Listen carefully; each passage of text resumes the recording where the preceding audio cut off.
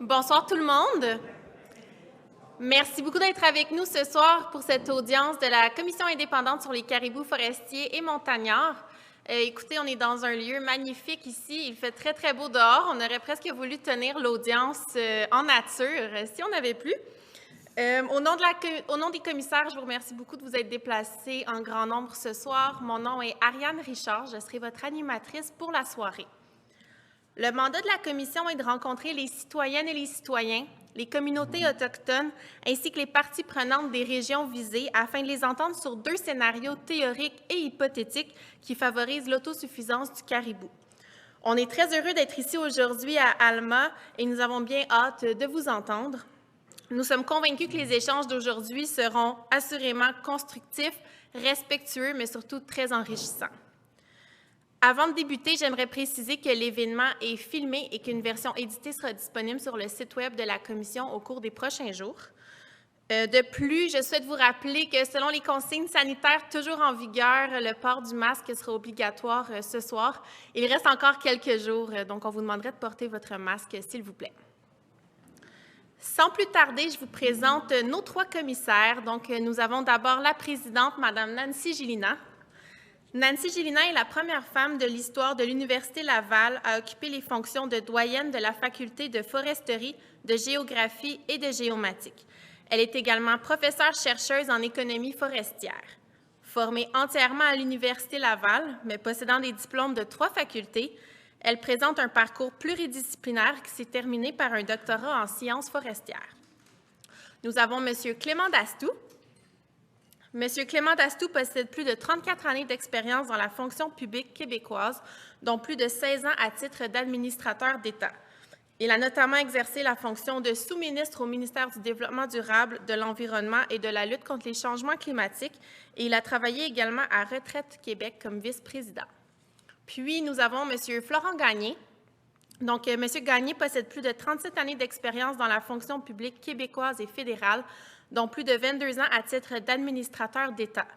Il a notamment été sous-ministre au ministère des Affaires municipales, sous-ministre de la Sécurité publique, directeur général de la Sûreté du Québec et sous-ministre des Transports.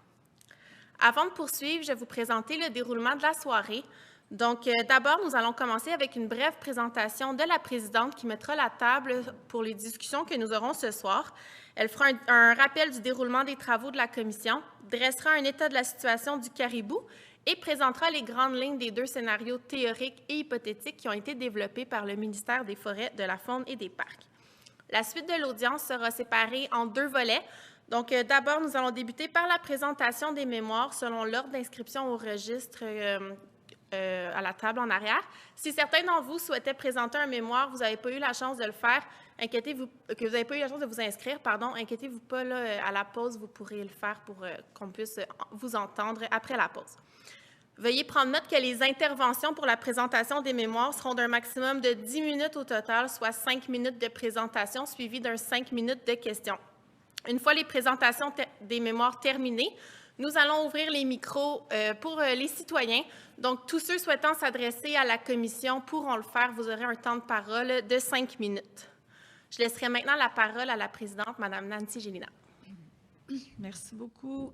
Donc, c'est effectivement un plaisir pour la commission d'être ici ce soir. Une région riche en richesse naturelle, mais aussi autre beauté. Alors, on n'a pas eu beaucoup d'occasion de se promener, mais on sait que le Saguenay-Lac-Saint-Jean est une très, très belle région. Alors, rapidement, vous dire quelques mots sur le mandat de la commission. Donc, ça a été mentionné déjà. Donc, une commission indépendante mise sur pied par le ministère des Forêts, de la Faune et des Parcs, dont le mandat est d'aller à la rencontre là, des citoyens, parties prenantes, communautés autochtones et de vous entendre sur les enjeux, les préoccupations que soulève la protection des caribous et essayer de dégager là, vraiment des pistes de solutions pour l'élaboration d'une stratégie par le gouvernement. Le déroulement de nos travaux, en fait, on a commencé par une première phase, une phase préliminaire, là, où on a pris en compte beaucoup d'informations, beaucoup de documentation, soit du gouvernement, mais aussi des rapports scientifiques, pour vraiment se faire une tête sur la situation, sur toute l'information qui était disponible, pour arriver à entamer cette tournée là, des audiences publiques, donc la 6e là, de 7 audiences que nous faisons avec vous ce soir. Donc, à chaque fois, c'est très enrichissant d'entendre autant les citoyens que les parties prenantes là, intervenir en dialoguant avec nous. Donc, une fois que les consultations seront terminées, nous allons prendre en compte l'information que nous aurons recueillie au cours des audiences, mais également tous les mémoires qui ont été déposés ou qui seront déposés d'ici la fin du mois de mai, de même que les réponses aux questionnaires là, en ligne, qui est toujours possible d'aller répondre. Donc, avec toute cette information-là que nous allons analyser, nous allons tenter de dégager des tendances et de soumettre des recommandations au ministère. Donc, l'état de la situation, je pense que ce ne sera pas nécessaire d'aller trop dans les détails. Vous la connaissez, il y a un déclin observé là, pour presque l'ensemble des populations de caribous au Québec. Donc, c'est une situation qui est connue, qui est bien documentée. Le ministère a mis en place là, déjà plusieurs mesures intérimaires, un plan d'action en 2016 qui avait pour objectif là, de continuer à documenter, mais également à faire des travaux en vue d'élaborer une stratégie. Nous voulons aussi mettre en lumière là, la valeur sociale, économique, culturelle et environnementale des populations de caribous ou du caribou pour principalement les Premières Nations, mais aussi pour la société québécoise dans son ensemble. Également, les facteurs de déclin sont quand même bien connus, bien documentés, même si plusieurs nous ont dit déjà qu'il y a encore des zones grises, entre autres liées au changement climatique. Mais on sait déjà fort bien que les perturbations de l'habitat, qu'elles soient anthropiques ou naturelles, donc affectent l'habitat du caribou et est responsable en grande partie de son déclin. Également, tout ce qui est autour du dérangement des animaux, donc que ce soit par les maladies et les insectes, mais également les dérangements dus à la présence humaine. Donc, fort de ces connaissances-là, de cette compréhension-là de la situation, le ministère a décidé de faire a fait une tournée en 2019, une tournée des régions pour présenter déjà une première réflexion sur à quoi pourrait ressembler un scénario en divisant le territoire en différents types de zones. Donc, les vastes espaces propices pour le caribou, les zones d'habitat de restauration et également des zones de connectivité qui venaient rattacher tout ça. Donc, de cette tournée a suivi un travail qui a été fait dans les régions. Donc, le ministère a mandaté là, les groupes régionaux, des groupes opérationnels régionaux pour réfléchir sur ces premières propositions, parce que je pense qu'il y en avait 2 ou 3 scénarios à l'époque, et de tenter de réfléchir sur la façon de limiter les impacts socio-économiques liés à ces scénarios. Donc, à partir de cette information, les travaux des gares, donc les premières réflexions qui ont été émises, le gouvernement a décidé de proposer 2 scénarios hypothétiques. Donc, c'est vraiment le ministère des Forêts, de la Faune et des Parcs qui a élaboré ces scénarios et qui a mandaté la commission pour aller au-devant de la population. Donc, les 2 scénarios, un qui s'appelle « consultatif révisé », qui vient en partie de la première réflexion du ministère et ensuite les travaux des gares, et également un scénario sans impact forestier additionnel.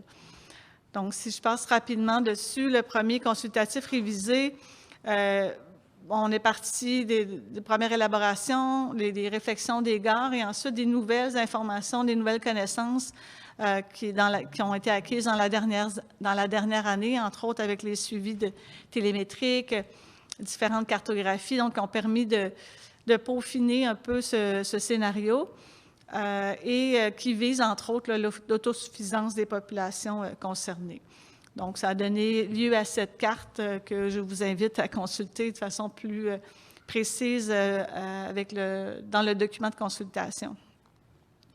Et le deuxième scénario, c'est-à-dire, donc basé sur le premier, où l'idée était de limiter le plus possible les impacts socio-économiques qu'on associe, entre autres, à la baisse de possibilités.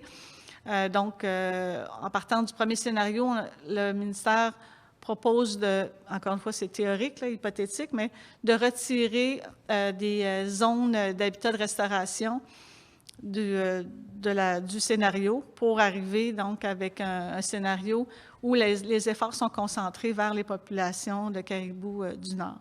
Ce que ça donne cartographiquement, mais surtout en mots, c'est qu'on retire de la première proposition différentes zones d'habitat de restauration, dont celle de Val-d'Or, Charlevoix, donc qui vous touche en partie, Pipmoakan, qui vous touche, et Péribonka.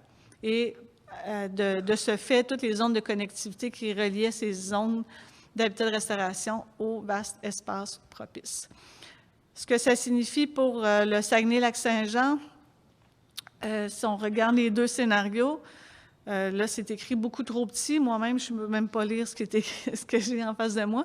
Mais ce que vous devez retenir, c'est que le premier scénario ajoute un effort additionnel en termes de possibilités forestières de mètres cubes d'environ 340 000 mètres cubes, de plus que ce qui est déjà prévu là, dans le plan actuel d'aménagement. Et bon, il y a les calculs associent ça à une perte d'emploi de 385 emplois reliés à ces 339 000 mètres cubes, alors que le scénario sans impact additionnel, vous aurez compris, n'ajoute pas de mètres cubes de plus que ce qui avait déjà été prévu dans le plan actuel.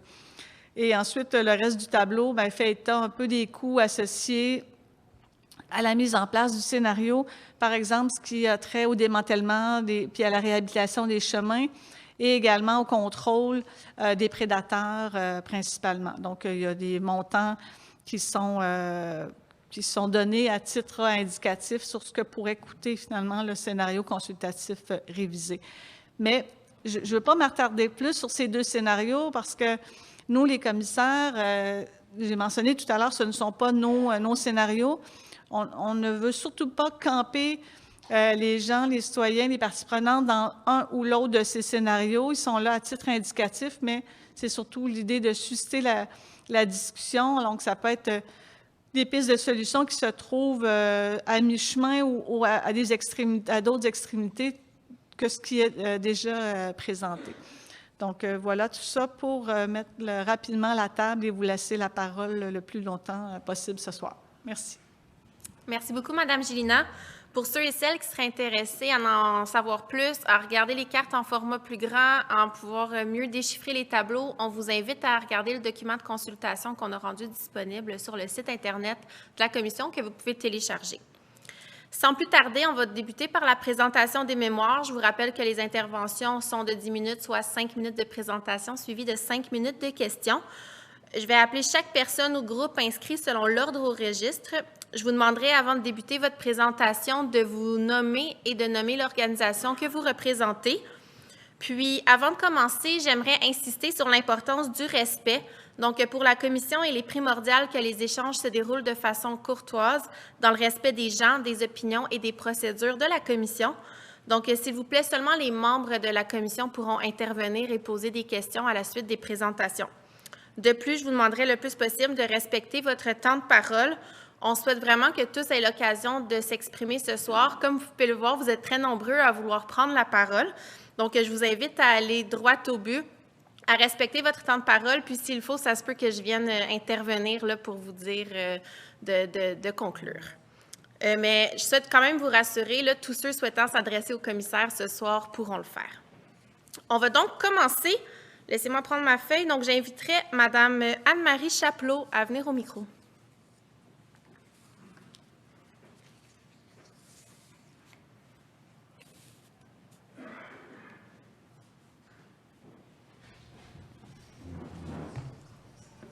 Bonsoir, donc je m'appelle Anne-Marie Chapelot et je représente le groupe du Saguenay du mouvement des mères au front.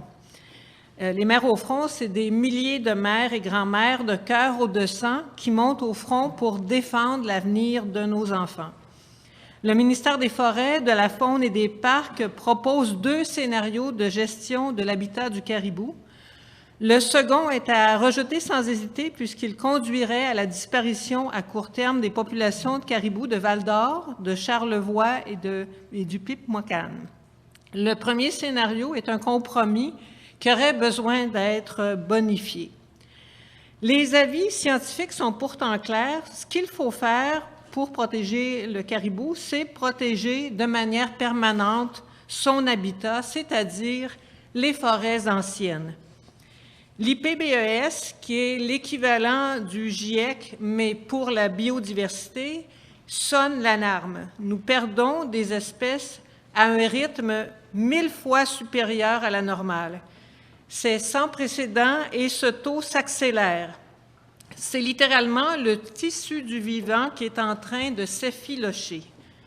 Le Forum économique de Davos, qu'on ne peut pas soupçonner d'être contre l'économie, reconnaît que les problèmes environnementaux représentent les 5 premiers risques qui menacent l'humanité et les systèmes économiques.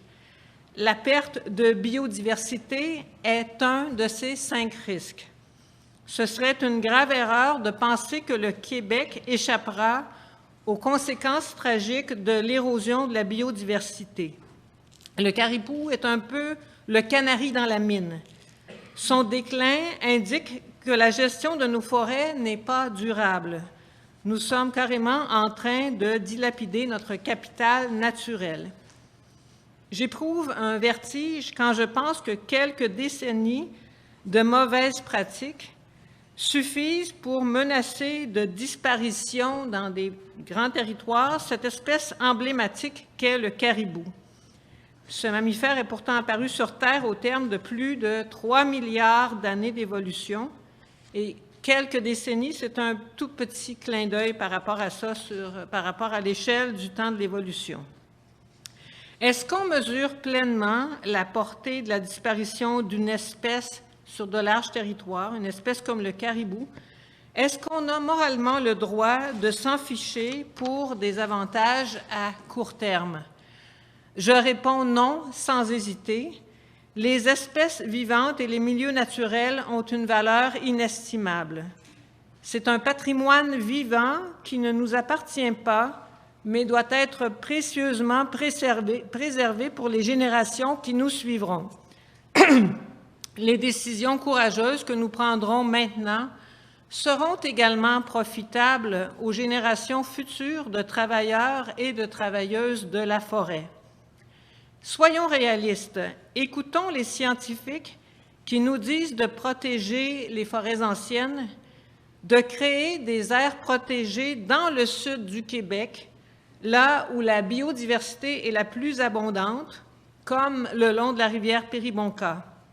Soyons réalistes, protégeons les zones de connectivité entre ces habitats. Soyons réalistes et écoutons ces 37 spécialistes qui, pas plus tard que vendredi passé, 7 mai, nous disaient que les pratiques qu'ils recommandent sont viables économiquement, pour autant qu'on se mette à comptabiliser leurs bienfaits. On ne compte pas les bienfaits, les services rendus par la nature. Et les services écologiques autres que la production de matières ligneuses, dont en premier la séquestration du carbone atmosphérique. Au nom des mères au front qui défendent l'avenir de leurs enfants et l'avenir de vos enfants, je vous implore, vous, dirigeants politiques, et vous tous et toutes qui disposez des leviers de pouvoir, de prendre des décisions courageuses visant le bien commun à long terme. Le temps presse, faites-le pour l'amour de vos enfants. Merci beaucoup. Merci. Est-ce que, donc vous avez l'impression, je comprends très bien dans votre message, que l'exploitation des forêts met à risque la préservation des vieilles forêts? C'est un peu ça que... Oui, mais moi, je me fie au discours des scientifiques que j'ai entendus, dont Martin Saint-Laurent, de Jérôme Duprat, qui travaille vraiment sur la question de la connectivité des milieux naturels pour que les espèces puissent s'y déplacer. J'écoutais, par exemple, Madame Evelyne Tifo, qui est à la faculté de foresterie de l'Université Laval et qui fait des expériences aussi pour voir comment les stocks de carbone peuvent être préservés. Et une des recommandations qu'elle faisait, c'était de préserver les forêts anciennes. Et elle faisait un certain nombre d'autres recommandations. Donc, je le sais que c'est quelque chose de complexe d'arrimer ça à des questions économiques, mais c'est un problème qu'on fait seulement repousser plus loin si on ne s'en occupe pas maintenant, parce que c'est notre capital, aussi bien pour nos enfants, comme je l'ai fait valoir, mais aussi pour le futur de l'industrie forestière, si on se projette plus loin que juste les années qui s'en viennent, surtout en contexte de changement climatique, qui vont venir bouleverser les habitats. Donc, il faut leur donner le maximum de chances de pouvoir de pouvoir continuer à rendre tous les services écosystémiques qu'ils nous rendent. C'est là que je m'en venais justement avec ma question. Est-ce que vous voyez quand même un avenir pour l'industrie forestière? Parce qu'entre autres, au Saguenay-Lac-Saint-Jean, c'est une industrie importante. Je ne suis pas une spécialiste, quoique j'ai une maîtrise en bioagronomie. Mais je regarde, il y a d'autres pays du côté plus des pays nordiques là, qui ont une gestion beaucoup plus efficace de la forêt et qui permettent de pouvoir soutenir une activité économique. Et puis, on peut penser, j'ai nommé la séquestration du carbone, mais il y a aussi toutes sortes de produits non ligneux qui pourraient être mis de l'avant, de l'écotourisme. Il y a d'autres types d'activités économiques qui pourraient être valorisées, qui pourraient être mises en valeur. Il y a quelque chose à développer encore plus, même s'il y a déjà des travaux de recherche qui vont dans ces directions-là. Donc, il y a comme un grand effort de réflexion collective pour dire, oui, c'est extrêmement important de préserver le gagne-pain des familles, mais peut-être que la manière dont ce gagne-pain-là sera réalisé a à être ajustée à la réalité. Quand je dis soyons réalistes, les écosystèmes ne sont pas sensibles aux arguments politiques ni économiques. Les écosystèmes fonctionnent selon des lois biologiques, biochimiques, et tout ça. Donc, c'est d'être réaliste que d'en tenir compte vraiment. Parfait, merci beaucoup. Vous savez que vous êtes dans une région où il y a quand même déjà une belle diversification avec les bleuets, sirop de bouleau, etc. On peut peut-être faire plus. Encore parfait. Merci. Merci beaucoup, Mme Chapleau. J'appellerai au micro maintenant M. Luc Simard.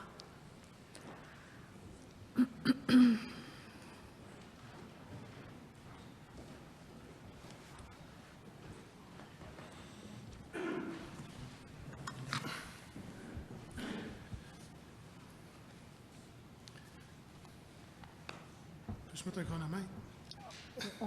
On en a un en face de nous. Vous en avez un, c'est le fun de gérer le chronomètre. On peut te faire des On a plus le contrôle de notre discours. Tout d'abord, merci d'être là. Je me présente Luc Simard, préfet élu de la MRC de Maria-Chapdelaine.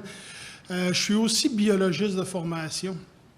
J'ai étudié à l'UQAC avec M. Régent Gagnon. Je tenais à le mentionner, M. Gagnon a été un professeur exceptionnel, malheureusement décédé cette semaine. Mais ça teinte aussi ma présentation, puis ça teinte aussi ma vision des choses, bien entendu. J'ai aussi été membre de la table des partenaires sur le caribou forestier qui, malheureusement, à raison de la pandémie, a dû suspendre ses travaux. C'était quand même une belle tribune pour discuter. Je tenais à mentionner aussi qu'on adhère, puis en tant que préfet de la MRC, j'adhère entièrement au mémoire qui a été déposé par Alliance Forêt Boréale. C'est un très beau mémoire, très fouillé, très complet, très bien documenté. Tout d'abord, rapidement, notre MRC, c'est 37 000 km², la 5e plus grande du Québec. C'est 12 municipalités au sud, mais c'est 95 % de territoire public au nord. C'est le plus grand parterre forestier commercial du Québec. Donc, c'est pas rien chez nous. On a 38 000 km de chemins forestiers, 3 800 baux de villégiature. Donc, c'est vraiment un territoire multiressources. Je tenais aussi à mentionner qu'on a l'indice de dépendance économique la plus élevée, la 4e plus élevée au Québec face à l'industrie forestière avec 8,99. Puis notre indice de vitalité économique, on est dans le 5e quintile des plus dévitalisés au Québec, malheureusement. Donc, c'est vraiment pas très rassurant, mais on est quand même très dépendant des ressources naturelles pour se développer. On a 3 scieries d'importance, une papetière, un site de séchage, de transbordement. Puis on a aussi beaucoup d'entrepreneurs, puis toute une grappe d'équipementiers qui travaillent, puis même à l'extérieur de la région, qui essaiment au niveau de la mise en valeur de nos ressources naturelles. Puis on est aussi une source de volume important pour nos voisins, bien entendu, Chibougamau, Domaine-du-Roi, Lac-Saint-Jean-Est, qui s'approvisionnent en grande partie chez nous. Donc, le temps passe rapidement. Parlons du caribou. Donc, pour ce qui est du caribou, deux éléments qu'on voulait apporter. Tout Tout d'abord, nous, ce qu'on estime, c'est qu'on doit considérer les aires isolées d'une façon complètement distincte des populations boréales de caribous. La population, c'est des populations souvent dans des situations critiques. Donc, oui, on doit prendre des mesures soit agressives ou on prend la décision carrément de les déplacer ou de laisser aller, mais ça prend des mesures, on doit le mentionner, assez drastiques sur ces populations-là. Par contre, pour le 25 % qui est sous aménagement, je pense que là, on doit laisser le temps aux expérimentations en cours, au plan de rétablissement en cours, de se réaliser. Puis de prendre le temps d'analyser aussi. Ça fait à peine 25 ans qu'on réalise l'aménagement forestier dans l'habitat du caribou. C'est très récent. Puis quand on parle de renouvellement des forêts, bien là, on parle en termes de décennies, en termes de centaines d'années aussi. Donc, il faut qu'on prenne le temps de voir les résultats que vont donner ces expérimentations-là, puis les plans en cours actuellement. On a la chance, c'est une opportunité, pas une chance, mais une opportunité exceptionnelle d'avoir le 3/4 de l'aire de répartition de cette espèce-là qui est de facto protégée aujourd'hui par des aires protégées ou au nord de la limite nordique. Ça nous laisse le temps quand même sur le quart restant de réaliser des expérimentations pour aménager l'habitat, pour prendre en compte principalement les besoins de cette espèce-là. Pour ce qui est des changements climatiques, bien, je trouve ça un peu spécial que dans le discours des groupes environnementaux, on parle des changements climatiques à journée longue, mais quand vient le temps de parler du caribou, il ne semble pas y avoir de changement climatique. On semble en prendre très peu cause. Principalement, les changements climatiques, l'impact le plus important sur les espèces animales. On voit des déplacements vers le nord de très nombreuses espèces chez nous, dans la région. On parle de cerfs, de ratons laveurs. Il est même rendu qu'au Québec, le dindon progresse vers le nord, le possum aussi banal que ça, le coyote, les tiques. Donc, à peu près toutes les espèces se déplacent vers le nord, mais le caribou, qu'est-ce qu'il y en est? Je pense qu'il faut qu'on réfléchisse à l'ensemble de l'habitat du caribou, incluant ce qui est au nord. Est-ce qu'on peut étendre la zone de couverture de la feu, par exemple, reboiser les zones au nord, utiliser des crédits carbone pour réaliser le reboisement de ces landes forestières-là? C'est peut-être nos forêts du futur. Hein? La foresterie, on dirait que là, on est dans une très courte vue, mais il faut y réfléchir en termes d'horizon de 100 ans, et même plus. Est-ce que ça vaut la peine de mettre en place des mesures drastiques, des mesures qui vont avoir des impacts socio-économiques extrêmement importants sur nos milieux, pour que dans 50 ans, on s'aperçoive que, ça nuit à notre économie, ça a déstructuré nos populations, des impacts sociaux importants, et en même temps, ça n'a pas eu les impacts escomptés parce que les populations de caribous se sont déplacées vers le nord. Donc, on perd des deux côtés de la médaille dans ce cas-là. Donc, en conclusion, nous, ce qu'on pense, c'est que l'aire de répartition du caribou forestier, qui est très vaste, on doit le considérer en termes de développement durable. On doit y réfléchir en termes environnementaux. On l'a mentionné, on a déjà le 3/4 de son habitat qui est protégé de son aire de répartition. Est-ce qu'on peut dire que c'est suffisant au niveau environnemental? On aurait peut-être pu dire oui, mais comme société, on a décidé non, on va s'occuper du 25 % restant. Puis les aménagements forestiers, même si c'est plus coûteux, plus difficile à réaliser en prenant en compte les besoins du caribou, bien, on va y arriver, puis on va se mettre un plan pour rétablir le caribou dans ces zones-là. Donc, on travaille sur 100 % de l'habitat du caribou, de l'aire de répartition du caribou pour réhabiliter cette espèce-là actuellement. Donc, le pôle environnemental est très, très bien respecté. Mais par contre, quand on passe au niveau social, au niveau économique, ça risque de déstructurer nos communautés d'une façon extrêmement importante. Puis l'industrie forestière aussi, c'est la plus importante pour le Québec. Donc, c'est extrêmement important de prendre en compte aussi les paramètres sociaux et économiques avant de prendre des décisions hâtives dans ce dossier-là. Et je voulais ramener aussi le gouvernement avec ses politiques, a de multiples politiques. Avant de prendre des décisions dans le dossier des aires protégées ou dans le dossier de protection du caribou, il faut regarder sa politique de production de bois. On va encore limiter les aires sous aménagement, donc on va à l'encontre de cette politique-là. Notre stratégie de lutte au changement climatique, l'aménagement forestier est une belle façon de lutter contre les changements climatiques. Est-ce qu'on va encore restreindre les possibilités d'aménagement forestier et s'enlever un outil pour lutter contre les changements climatiques? On a des stratégies de vitalisation des milieux. On a la FRR dans nos milieux qui viennent nous soutenir pour notre développement économique parce qu'on est dévitalisé comme milieu. Est-ce qu'en soustrayant encore des emplois, des volumes de bois, de l'économie dans nos milieux, on va encore aller contre la vitalisation de nos milieux? Donc, je pense que si on veut avoir une vraie cohérence au niveau du gouvernement pour ce qui est des politiques et des stratégies, bien, on doit prendre en compte tous les aspects du développement durable et poursuivre, un peu comme le scénario 2 est proposé, là, mais poursuivre les expérimentations au niveau de le rétablissement de ces populations-là. Puis on parle juste du corps de l'habitat, là. C'est vraiment juste sur le corps de l'habitat de l'aire de répartition du caribou. Donc, prenons le temps d'assimiler toutes ces données-là. Et avant de prendre des décisions hâtives, il faut qu'on prenne en compte l'ensemble des aspects du développement durable. Et ce n'est pas juste le volet environnemental, mais il faut penser aussi au développement économique de nos milieux, puis au développement social de nos milieux. dépassé un peu mon temps de 1 minute 59. Désolé, merci de m'avoir écouté. Il n'y a pas de problème. J'aimerais ça que vous me donniez des exemples, des expérimentations. Vous parlez qui sont déjà en cours. C'est en termes d'approche sylvicole? Bien, c'est principalement au niveau des approches sylvicoles, mais oui, tout ce qui est le retrait des chemins, les blocs de coupe qui sont plus vastes, il faut sortir. Les blocs, oui, c'est ça, les blocs de récolte qui sont beaucoup plus vastes. Il faut sortir d'un cahier de normes. Il faut parler d'aménagement forestier avec des objectifs. De l'aménagement par objectif, et dans l'habitat du caribou, on a déjà des choses qui s'expérimentent, des choses qui se discutent, qui sortent complètement du cahier de normes du ministère, du gouvernement, puis il faut absolument qu'on aille dans cette direction-là, dans ces habitats-là. Je pense que ça se fait, ça s'expérimente, puis on doit se donner le temps aussi, en termes de dizaines et même, oui, des dizaines et des dizaines d'années, pour évaluer le retour du caribou.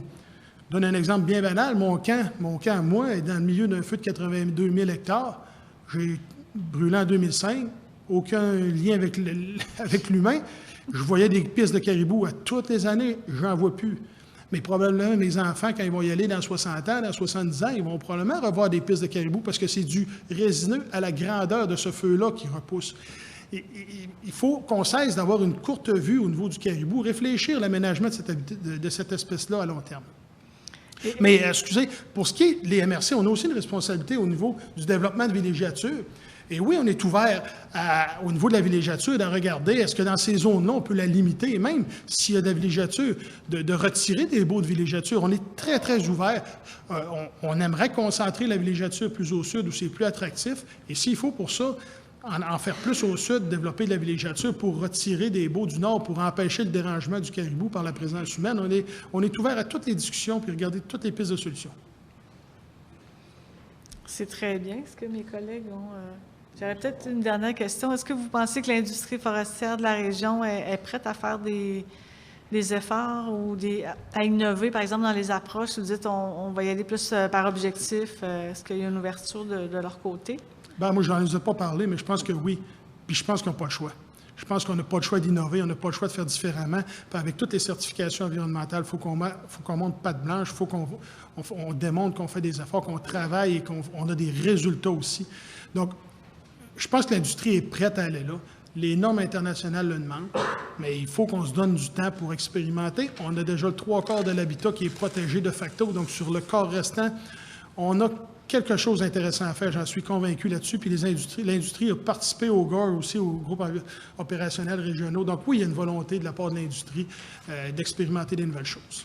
Parfait. Je vous remercie beaucoup. Merci. Merci beaucoup, M. Simard. J'appellerai maintenant M. Yannick Baillargeon à venir au micro.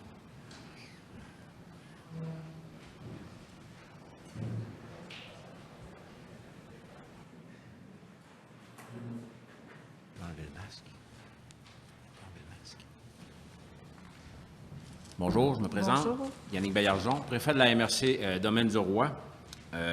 Loin de moi l'idée de vous reprendre, Mme Gélina, j'aimerais peut-être apporter une petite rectification.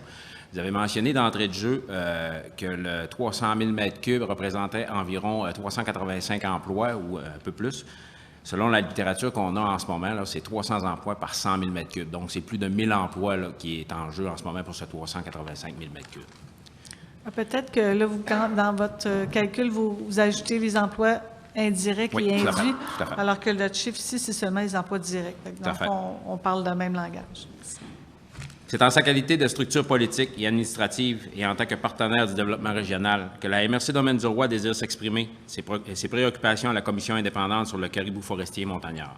Créée en 1982, la MRC Domaine du Roi couvre un vaste territoire de 18 714 km², regroupant 9 municipalités et une population de 29 163 personnes, dispersées sur un territoire municipalisé de 2 860 km².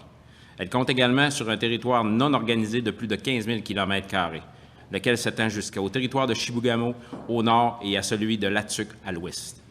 Une forte concentration de notre population et de nos activités économiques se retrouve dans les municipalités de la plaine agricole qui s'étend de Chambord à l'est à la municipalité de La Dorée à l'ouest. Sur ce territoire, nous retrouvons également deux villes, soit Roberval et Saint-Félicien. Ces deux pôles urbains comptent un peu moins de 10 000 habitants chacun, regroupant l'essentiel des services nécessaires à la population, santé, éducation, services sociaux, communautaires, justice, etc. Dans les contreforts des Laurentides, nous retrouvons les municipalités agroforestières du Lac-Bouchette, Saint-François-de-Sales, Saint-André-du-Lac-Saint-Jean et Saint-Edwidge. Notre MRC est confronté depuis quelques années à des problèmes importants de démographie et de développement économique. Sur le plan démographique, le faible taux de natalité, l'exode de nos jeunes et le vieillissement de la population expliquent une bonne partie de la dévitalisation de nos différentes communautés. Si, au moment de sa création, la responsabilité principale de la MRC était liée à l'élaboration d'un schéma d'aménagement pour son territoire, ses rôles et responsabilités ont considérablement évolué au fil des années. Aujourd'hui, en plus de ses compétences en aménagement du territoire, la MRC Domaine du Roi est également responsable du développement local et régional sur son territoire, sans compter les nombreuses autres compétences que le gouvernement lui a attribuées au cours des dernières années. En fonction de ses rôles et responsabilités, la MRC Domaine du Roi souhaite donc soumettre son avis, ses préoccupations, dans le cadre de la consultation menée par la Commission indépendante sur le caribou forestier et montagnard. L'industrie forestière représente une part extrêmement importante de l'économie du milieu et les élus sont sensibilisés à la protection de l'environnement et des espèces vulnérables. Il est donc important qu'un arbitrage permette d'adapter des stratégies et solutions qui feront en sorte d'atteindre les objectifs des différents acteurs dans ce dossier. La MRC n'est pas le plus grand parterre forestier, mais le plus grand bassin d'entrepreneurs et travailleurs du secteur forestier. Plus de 75 entreprises, plus de 2131 employés. En conclusion, la MRC Domaine du Roi se dit en faveur de la protection du caribou forestier. Cependant, nous souhaitons que cette stratégie de protection ait des impacts positifs sur les travailleurs et les communautés forestières de notre territoire. Nous demandons au gouvernement de mettre en place une stratégie de protection du caribou forestier qui permettra de lutter contre les changements climatiques tout en contribuant à la relance économique de nos régions.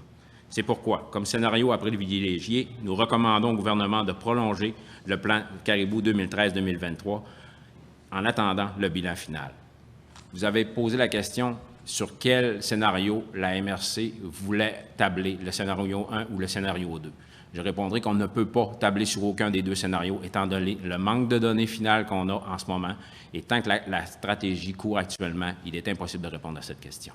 Merci. Merci beaucoup. On comprend, puis ça a été mentionné tout à l'heure, ça a été mentionné à multiples reprises dans les audiences précédentes, qu'il manque effectivement beaucoup d'informations sur les impacts socio-économiques de la protection, de la non-protection, sur les biens et services environnementaux. C'est un sujet qui est très, très complexe. On en est conscient, donc on va essayer, on va transmettre les revendications, on va dire, d'informations, de connaissances supplémentaires au ministère, mais assurément que ce ne sera pas disponible à très court terme et qu'il y a des choses qui vont devoir être décidées, des décisions qui vont devoir être prises avant de les obtenir, sinon on risque d'attendre encore longtemps. Là. Je tiens à mentionner que la MRC Domaine du Roi appuie également l'Alliance Forêt Boréale dans son dépôt de mémoire. Parfait. Merci beaucoup. Merci beaucoup, M. Baillargeon. J'inviterai maintenant M. Louis Lefebvre à venir au micro.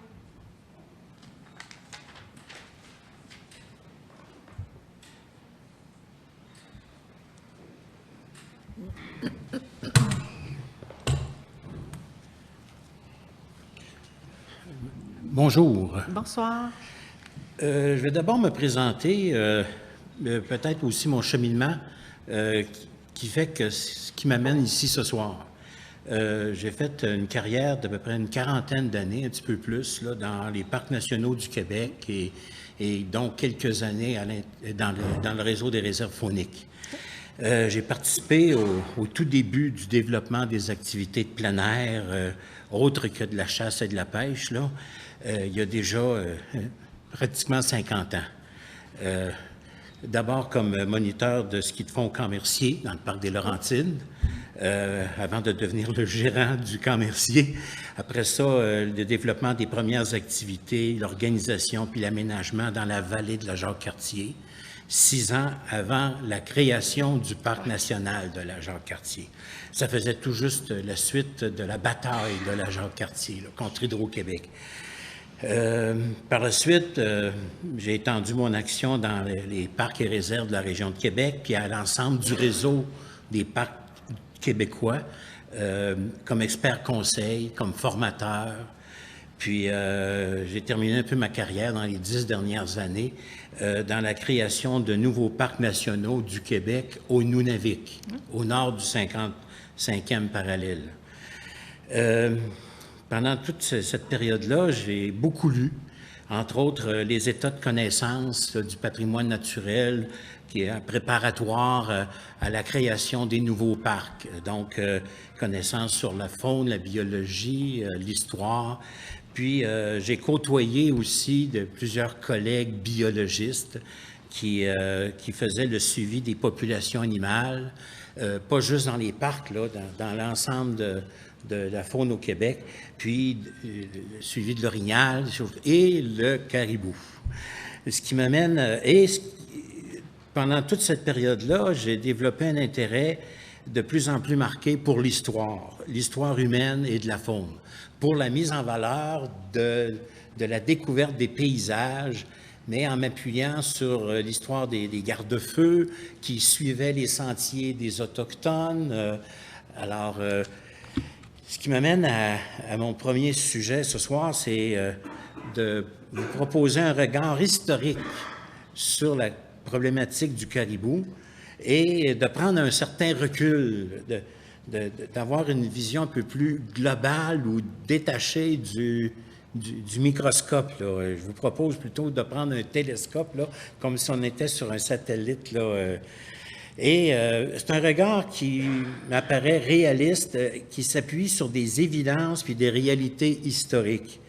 Un regard historique sur le caribou essentiel n'est pas pessimiste, mais plutôt réaliste, en s'appuyant sur toute une histoire historique. Excusez-moi le pléonasme. Ce qui nous permet, par contre, d'être beaucoup plus optimistes pour le caribou de la toundra du Grand Nord, là, au Nunavik, là, au nord du 55e parallèle. Là, je ne vais peut-être pas me faire beaucoup d'amis ici ce soir, là, mais le caribou n'est pas un animal forestier, contrairement à l'orignal. La forêt n'est pas une niche écologique pour le caribou.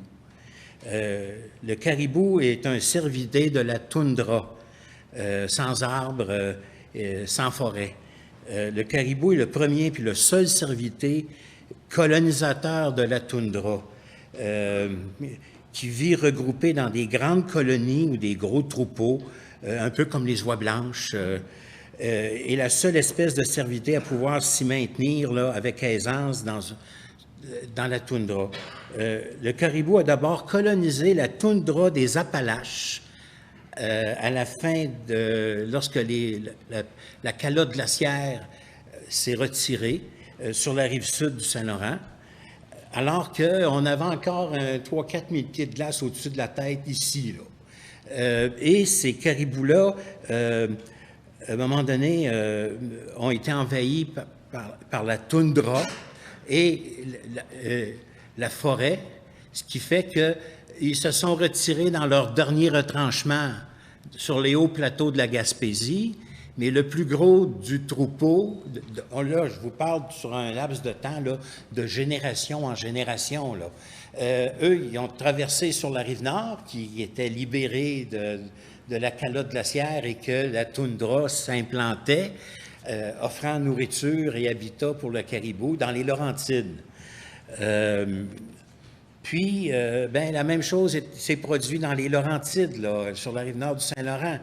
La toundra s'est transformée en taïga, s'est couverte de forêts de plus en plus denses, mais le caribou, lui, a continué sa migration vers le nord à mesure que la toundra s'installait suite au retrait des glaciers. Ce qui fait qui me permet de dire que le caribou, à mon sens, il n'est pas en danger d'extinction au Québec.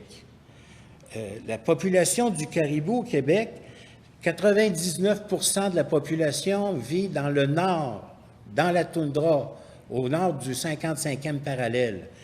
Et moins de 1% dans la forêt, au sud du 55e parallèle. Ici, j'ai des chiffres qui datent parce que de mes différentes discussions. Disons que j'ai suivi un petit peu du coin de l'œil l'évolution du caribou, mais on parle de 650 000 têtes dans la toundra du Nord et à peine 6500 têtes pour le caribou forestier, qu'on dit forestier. Puis là, je regardais votre tableau, là, ben là, on est rendu à 5000 têtes. Donc, le caribou est encore en croissance dans le Nord. C'est sûr qu'il connaît d'énormes variations. Il y a déjà 20, 25 ans, on me parlait des deux grands troupeaux qu'on dit migrateurs. Le caribou est par le fait même un migrateur qui va se promener dans les montagnes un petit peu comme dans les montagnes Ghatt, là, ou dans le parc de la Gaspésie. Mais le troupeau de la rivière aux Feuilles est à peu près de 350 000 têtes, puis la rivière Georges à peu près la même chose, ce qui faisait 700 000 têtes. Et on voyait les prévisions de croissance qui allaient nous amener à 1 million de caribous dans le Nord. Finalement, il y a quelques années, il était rendu, la rivière aux Feuilles, à 600 000 têtes, la rivière Georges aux 800 000 têtes, ce qui faisait 1 400 000. Et là, il a connu une chute drastique. Là, la rivière aux Feuilles est tombée du tiers à 200 000 têtes. Puis le caribou de la rivière Georges a diminué de 99 % jusqu'à 8 000 têtes. Mais il a toujours connu d'importantes variations, des chutes importantes, des redressements surprenants, mais finalement, on est ici ce soir pour finalement un caribou qui ne représente que 1 % en moyenne de la population de caribous du territoire du Québec. Et ces caribous forestiers, là, ça va peut-être choquer quelques personnes, là, mais c'est ça, des retardataires, des mésadaptés, des descendants de leurs parents, grands-parents et arrière-grands-parents qui n'ont pas suivi le gros du troupeau qui montait de génération en génération vers le nord. Ce sont des traînards qui, de génération en génération, à mesure que la toundra s'installait, après la régression puis la disparition de la calotte glaciaire. Fait que les grands caribous qui ont peuplé par dizaines de milliers, qui habitaient jadis les Appalaches puis les Laurentides, se sont fragmentés comme ils font présentement au sud du 52e ou du 55e parallèle, se sont fragmentés en des petites aires de plus en plus petites, de moins en moins nombreuses de génération en génération, pour finalement disparaître totalement. Ce que j'ai présenté dans mon mémoire, là, je parle de la disparition du caribou dans les 30 dernières années d'existence du caribou forestier, entre guillemets, dans le territoire du parc des Laurentides.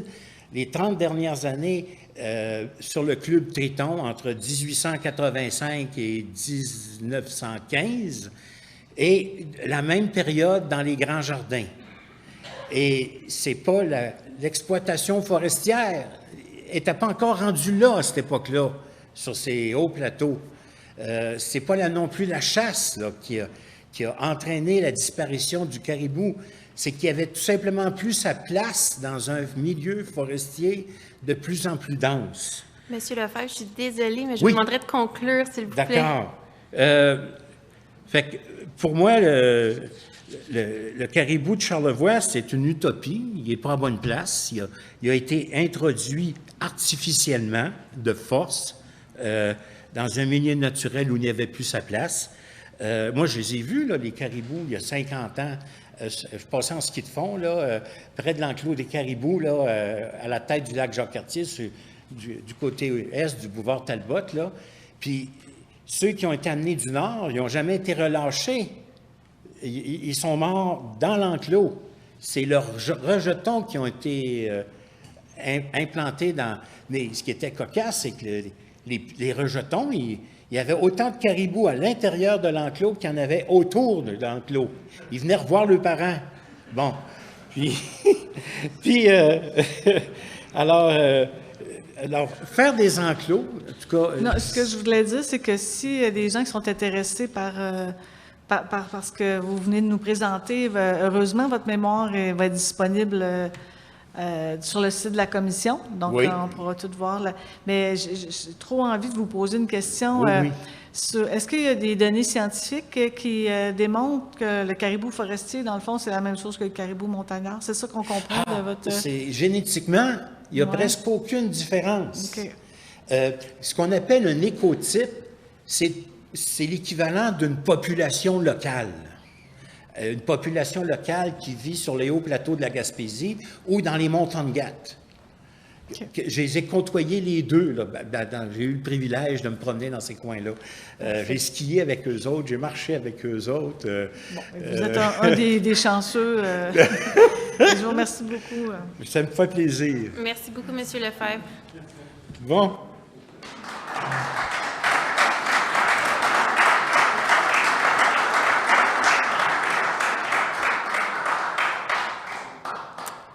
J'appelle maintenant M. Gérald Savard à venir au micro.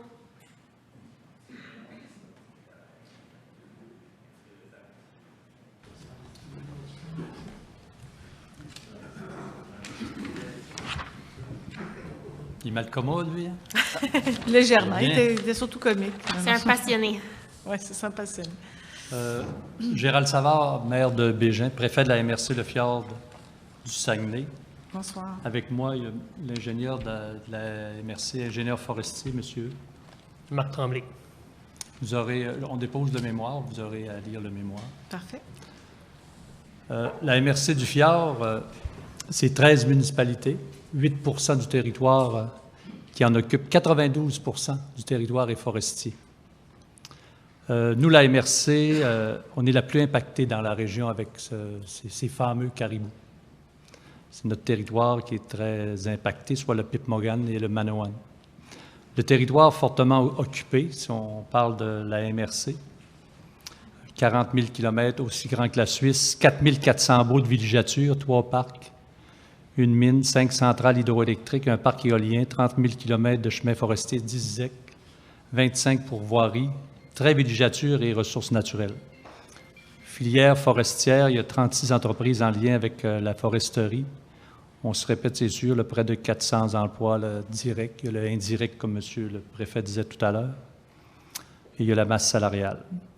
Nous, on a préparé un mémoire parce que, comme je disais tout à l'heure, comment que ça nous impacte au niveau du fjord. Puis quand vous avez débuté, vous avez discuté tout à l'heure, vous disiez comment c'est important dans la région, la forêt.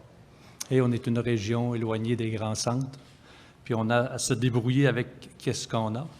C'est sûr que dans la région, moi, du côté nord, on a l'Alcan qui domine aussi. On a la forêt.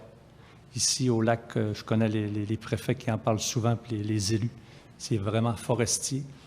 Puis il faut vraiment... c'est un développement économique très important pour nous. Nous, dans le mémoire, on a 3 recommandations. La première recommandation, que le gouvernement favorise une stratégie qui maximise les chances de succès de rétablissement du caribou forestier et évite, c'est ce que je disais, les impacts négatifs de l'économie des communautés. Le scénario 1, nous, il est beaucoup trop impactant. Si on parle de scénario, le 1, il nous impacte beaucoup au fjord. Il compromet le développement de notre territoire. C'est une baisse de possibilités forestières et des pertes d'emplois. On n'en veut pas. Il compromet aussi le développement villégiature et énergétique. Si on dit on crée des zones, c'est ce que ça fait. On peut empêcher le développement énergétique et économique. On sait aussi, le monsieur tantôt, il l'expliquait bien, quand il parle du caribou. Vous savez, aujourd'hui, au niveau environnement, au niveau... Les gens on a peur. On a peur de plein d'affaires. Avant ça, on avait peur de la religion catholique maintenant, ou de la religion maintenant, c'est l'environnement qui nous fait peur. On a peur. Puis on le sait très bien qu'avec les changements climatiques aussi, on en a vu des exemples dans d'autres provinces ou d'autres endroits. Il y a des choses qui se passent sur la planète. Mais on sait très bien aussi que le caribou, puis les spécialistes le disent, que lui va se déplacer vers le nord, il se déplace. Ce qui veut dire que, exemple, le Pitmogan, si on cible ce secteur-là à ne plus exploiter, puis le caribou, en fait, compte se déplace vers le nord, on l'a fait pour rien. Il ne faut pas faire les choses pour rien, il faut le faire comme il faut avant de prendre une décision. Il ne faudra pas que ces décisions soient politiques pour le faire, pour faire plaisir. Il faut le faire pour le vrai, parce qu'il y a des gens qui y gagnent leur vie. Deuxième recommandation, nécessité d'investir en aménagement forestier pour augmenter la possibilité forestière. On veut éviter les impacts négatifs sur l'économie. Si on diminue par endroit la possibilité forestière, il faut augmenter le reste du territoire. Si le gouvernement du Québec, par votre commission, décide de moins exploiter des secteurs, il faudra l'augmenter ailleurs. Si le territoire de la MRC, on a une possibilité forestière, dans les secteurs qui sont le Pitmogan et le Manawan, qu'on exploite moins, il faudra, aux côtés, être capable de plus exploiter. Puis quelque chose qui est important aussi, puis on le répète, accélérer l'aménagement forestier intensif pour augmenter.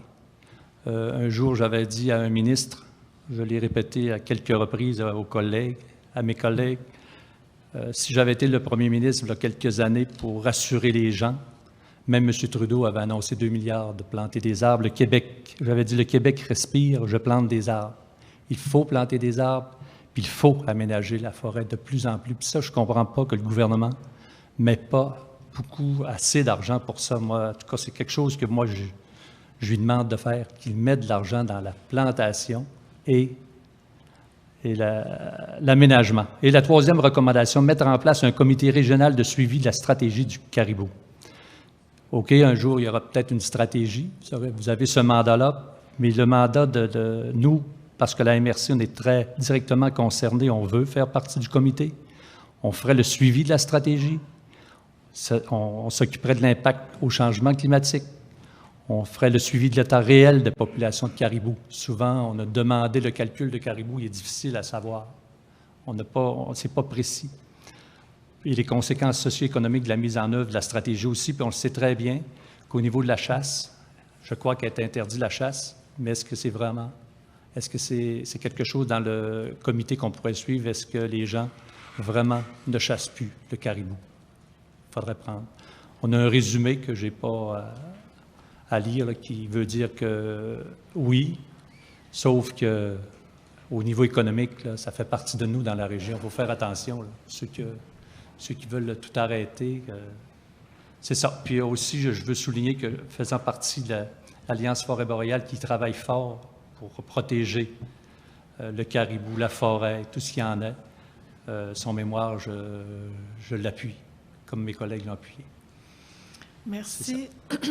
Je trouve intéressant là, la suggestion d'un comité de suivi. En fond, j'ai toujours pensé qu'il n'y a rien de mieux que les gens sur le territoire pour mettre en œuvre, pour prendre des décisions, puis mettre en œuvre les décisions et en faire le suivi. Donc, c'est bien que vous démontriez une ouverture à en faire partie et à s'assurer que toute mesure mise en place va donner les résultats escomptés. Quand vous dites si on protège, puis que finalement on l'aura fait pour rien, vous n'avez pas l'impression que quand même cette protection-là va servir aux générations futures? Non, je ne veux pas dire qu'on le fait pour rien.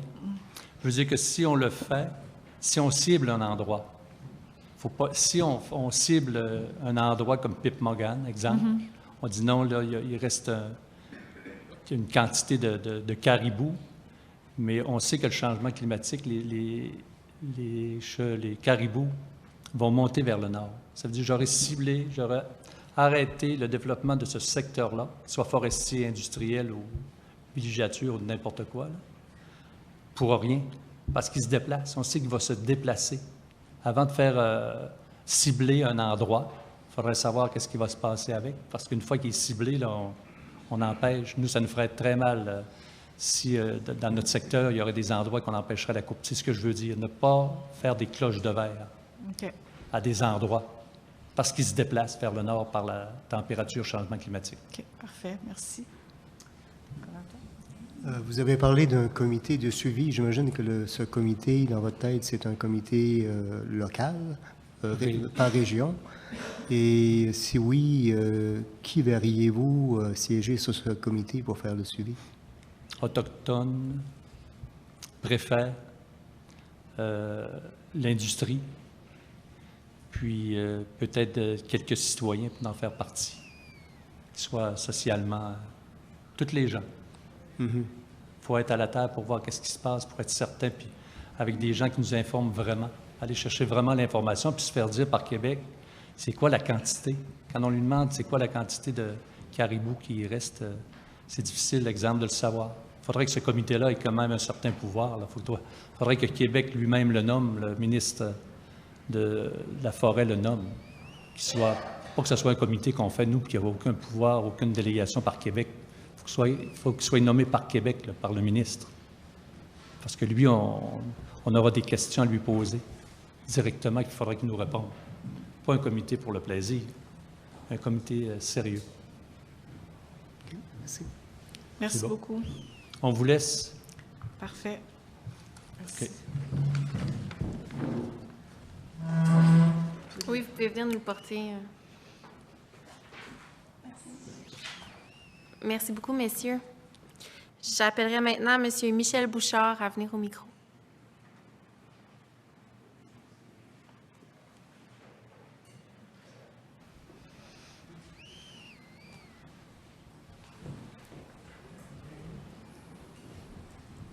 Bonjour. Je voudrais tout d'abord remercier la Commission pour son travail et de nous donner l'opportunité de pouvoir émettre notre opinion. Mon nom est Michel Bouchard, je suis directeur général de l'Agence de gestion intégrée des ressources, communément appelée le groupe AGIR. L'Agence de gestion intégrée des ressources, c'est un organisme d'économie sociale. C'est un OSBL spécialisé dans les domaines forestiers, environnemental et faunique. On est situé à Normandin, dans la MRC de Maria-Chapdelaine. On assure une expertise conseil dans la gestion intégrée des ressources forestières et leur mise en valeur afin de favoriser une utilisation équitable des ressources naturelles. Concrètement, AGIR permet aux collectivités forestières de bénéficier des retombées directes de l'exploitation durable de la forêt. C'est grâce à notre organisme et à nos membres, qui sont 12 corporations locales, qui sont toutes des organismes sans but lucratif également. Et ce modèle-là existe depuis plus d'une vingtaine d'années. De petites communautés, parfois composées de quelques centaines d'habitants seulement, ont été en mesure de s'offrir des services collectifs abordables, autrement impossibles à acquérir. C'est un modèle unique de foresterie communautaire et de partenariat qui a été développé au fil de toutes ces années-là en collaboration avec l'industrie forestière. Concrètement, AGIR collabore avec ses partenaires de l'industrie et œuvre comme entrepreneur forestier collectif pour des volumes octroyés, dans le fond, contractuellement. Ces volumes de bois-là récoltés alimentent des scieries des industriels partenaires et les profits qui en découlent sont réinjectés directement dans les collectivités grâce à AGIR et nos membres. Uniquement de 2018 à 2021, c'est plus de 150 projets qui ont été soutenus pour un montant de près d'1 million de dollars aujourd'hui, dans les 3 dernières années. Donc, vous comprendrez que l'enjeu pour nous est davantage lié à des mesures qui pourraient être drastiques, qui pourraient amener une baisse du volume récoltable, mais ça pourrait impacter notre mission puis les retombées qu'on aurait dans nos milieux chez nous.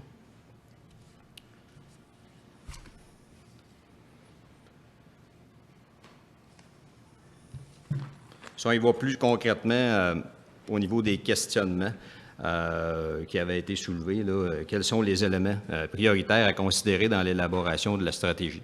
Fait que dans le fond, je vais résumer les principaux points et notre mémoire va être déposée là, en début de semaine prochaine officiellement à la Commission.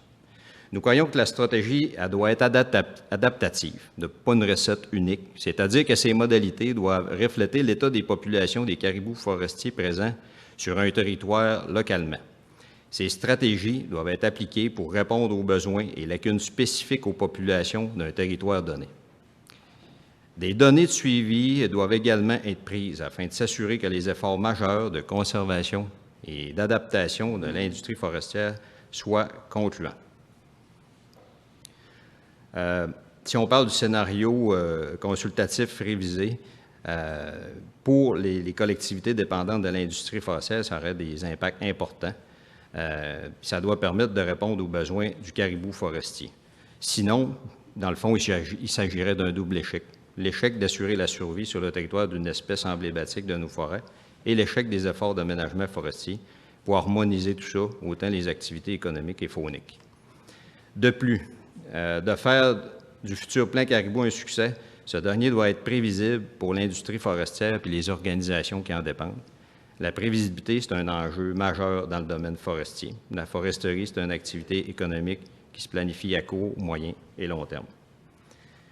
Il faut donc comprendre que les efforts consentis aujourd'hui porteront leurs fruits à court, mais également à moyen et long terme, d'où la nécessité de monitorer en continu les impacts des actions entreprises et d'ajuster la stratégie en continu également, tout en permettant une prévisibilité à moyen terme pour le secteur.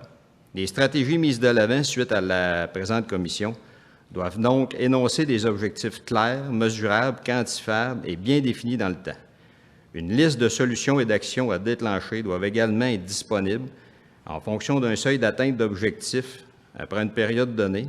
Une telle stratégie permet à tous les acteurs du milieu d'obtenir une certaine prévisibilité. Au niveau de l'équilibre avisé entre l'étendue des mesures de protection et la mise en place de conséquences socio-économiques qui en découlent. Nous sommes d'avis qu'il est de notre devoir que nos activités d'exploitation forestière assurent la durabilité des ressources et des espèces qui en dépendent, ce qui implique le caribou forestier. Nous désirons toutefois soulever que le fait que des communautés en dépendent également et que ce sont ces dernières qui écoperont des conséquences socio-économiques découlant des stratégies pour protéger le caribou forestier. Puisqu'il s'agit d'un enjeu de biodiversité interpellant l'ensemble des Québécois, c'est l'ensemble des Québécois qui doivent soutenir les communautés forestières. Si le sud du Québec s'est développé au détriment de la biodiversité et des espaces naturels, il ne doit pas en être autant du reste du Québec. Nous devons apprendre de nos erreurs, toutefois. Nous devons, comme société, être conséquents et de comprendre que les limitations que nous imposerons aujourd'hui aux activités socio-économiques en région doivent être compensées d'une certaine façon. Là, je vais vous présenter quelques idées, quelques concepts aussi qu'on a ressortis dans notre mémoire. Afin que les efforts demandés de l'industrie portent leurs fruits, nous souhaitons que l'ensemble des utilisateurs de la forêt contribuent aux efforts de la sauvegarde du caribou, tel que l'indique notre nom, l'Agence de gestion intégrée des ressources. Nous prônons la gestion intégrée qui implique l'ensemble des usagers d'un territoire donné. Il est en effet utopique de croire que la foresterie est l'unique utilisateur des forêts au Québec. On retrouve des gens partout en forêt, des chasseurs, des trappeurs, des pêcheurs, des cueilleurs, des villégiateurs, des activités de récotouristique, des communautés autochtones, etc. Tous souhaitent avoir des accès terrestres à leur site. Dans sa stratégie, plusieurs pistes de solutions doivent être réfléchies pour compenser des pertes de volume des superficies conservées au nord des unités d'aménagement pour le plan caribou, principalement sous forme d'intensification de la production ligneuse. Dans un avis datant de décembre 2017, le forestier en chef énumérait plusieurs stratégies pouvant permettre une meilleure prévisibilité, stabilité et augmentation des possibilités forestières. Plusieurs des éléments de ce rapport sont toujours d'actualité et pourraient être appliqués dans le cas du caribou forestier. Principalement, ce qu'on pense, c'est que l'augmentation du rendement de la forêt en intensifiant l'aménagement forestier par la création d'un réseau nation de forêt pour la production de bois, la protection de superficies destinées à l'aménagement forestier pourrait permettre de compenser les superficies affectées à la conservation. La création d'un réseau national de forêt pour la production de bois est une avenue très intéressante qui pourrait d'ailleurs être appliquée plus au sud des unités d'aménagement visées par le plan caribou. C'est dans ces territoires-là où Agir et les corporations membres on œuvre principalement. Il y a également le fameux concept de triade qui pourrait être évalué. La triade s'appuie sur une approche de zonage alliant la conservation, la production ligneuse et l'aménagement écosystémique. Des zones vouées à l'intensification de la production ligneuse, un peu à l'image des fameuses AIPL, les aires d'intensification de la production ligneuse qui sont disparues du vocabulaire forestier depuis peu, permettraient d'optimiser le volume récoltable. Pour finir, pour assurer une stabilité et une prévisibilité aux communautés forestières, ces dernières doivent être assurées que la vocation des territoires voués à la production ligneuse le demeure. L'usage du territoire doit être assumé et assuré, puisque la foresterie est une source de fierté pour nos communautés. Nous vivons de la forêt et nous voulons continuer d'en vivre. Il doit simplement être fait selon les règles de l'art, ce que nous prônons chez Agir. Merci beaucoup. Merci beaucoup. Chose certaine, c'est qu'on a besoin d'un arrimage entre la stratégie de protection de caribou, la stratégie de production de bois, stratégie aire protégée. Donc, tout ça va demander vraiment un arrimage. Puis, il y a peut-être des efforts cumulatifs qui vont nous permettre d'atteindre des résultats.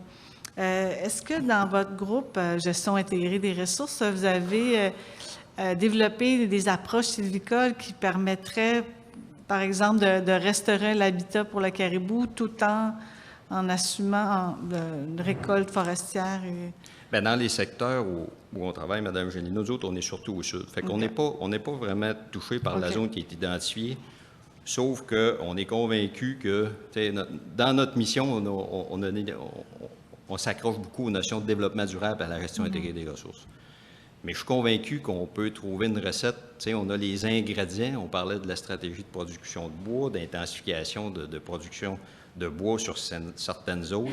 Mais je pense qu'avec une approche de zonage, un peu comme la triade, que oui, on pourrait sûrement concocter une recette pour se permettre d'atteindre, de se donner les moyens pour atteindre nos fins, dans le fond. Fait que c'est un beau défi de gestion intégrée que vous avez. Puis si vous avez besoin d'un coup de main, oui, on peut être imaginatif. On n'a pas eu à le faire, mais on serait intéressé à éventuellement accompagner la commission ou les gens qui auront à mettre en place un plan de rétablissement. C'est ça que je voulais entendre. On va trouver des solutions. Exactement. Merci beaucoup. Merci. Merci beaucoup. J'inviterai M. Gilles Bergeron.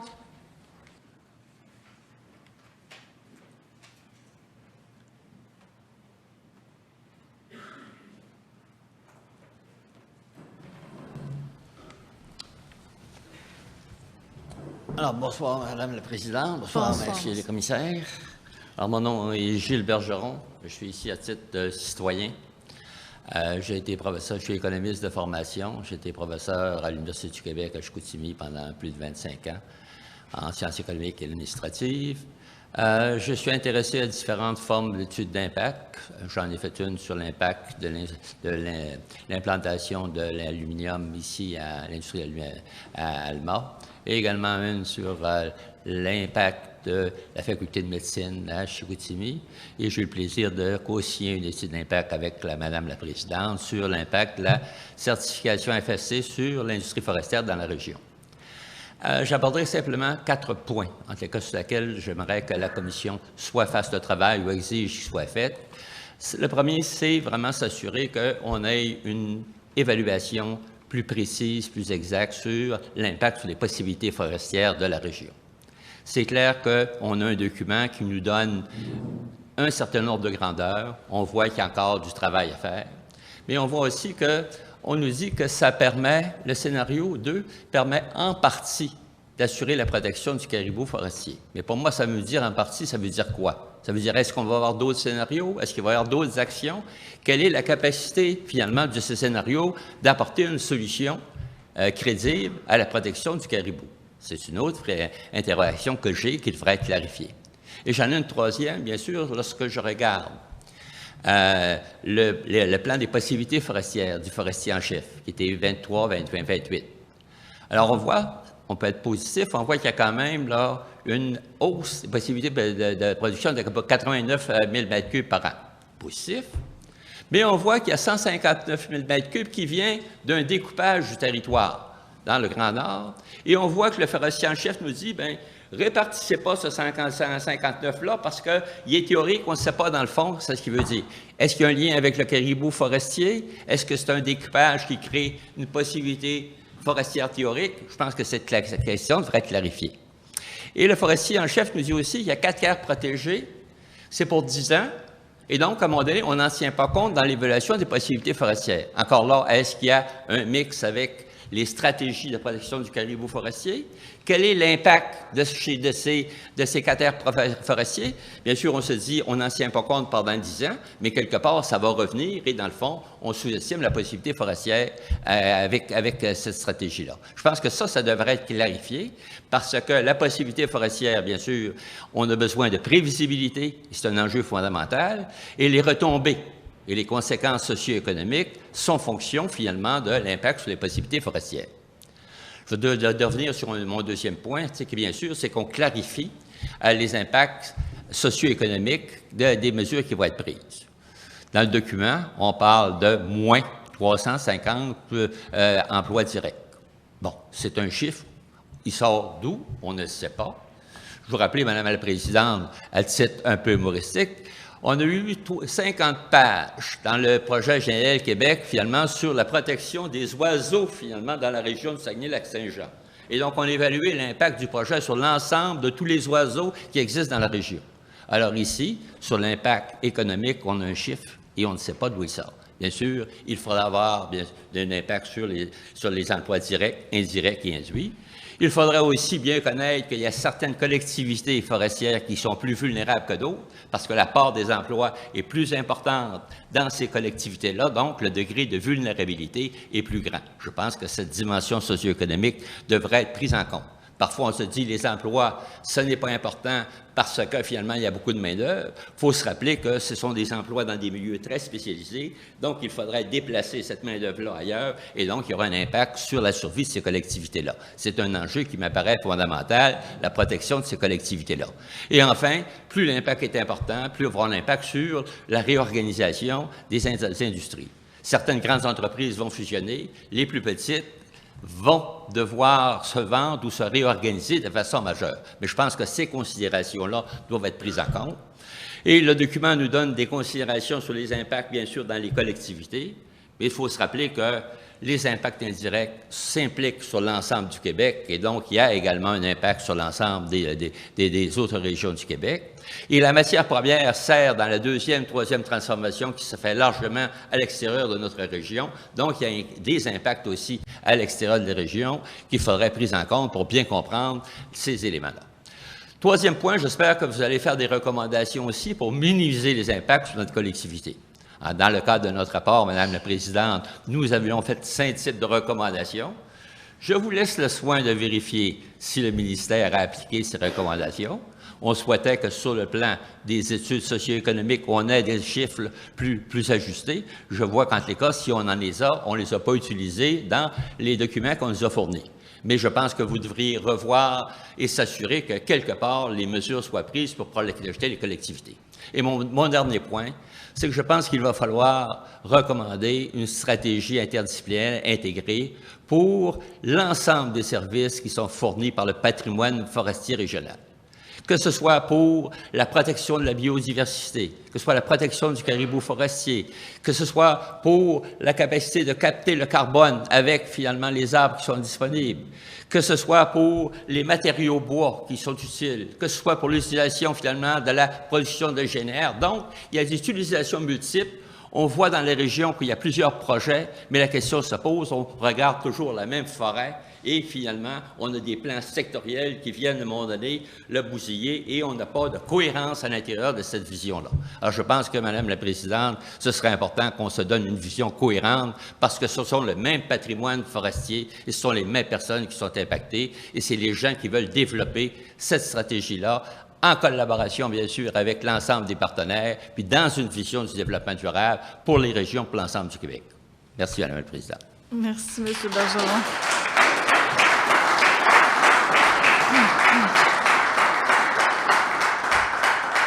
Imaginez le plaisir que j'ai eu à travailler avec ce professeur retraité. Effectivement, nos recommandations, vous avez entièrement raison, M. Bergeron, n'ont pas été vraiment pris en considération. On va probablement, ce que je disais à mes collègues commissaires, on va probablement reprendre les mêmes recommandations, entre autres la diversification, d'encourager la diversification économique de nos régions. Là. Concernant les chiffres, effectivement, il n'y a pas plus d'informations. C'est très simpliste dans le document de consultation parce que en parallèle se déroulait une étude d'impact socio-économique plus détaillé que nous attendons toujours, alors qui devrait être rendu public là, dès qu'elle sera disponible. Alors, on espère qu'elle va apporter plus d'éclairage, effectivement, sur la question. Merci beaucoup. Merci, M. Bergeron. Monsieur Alain Fortin.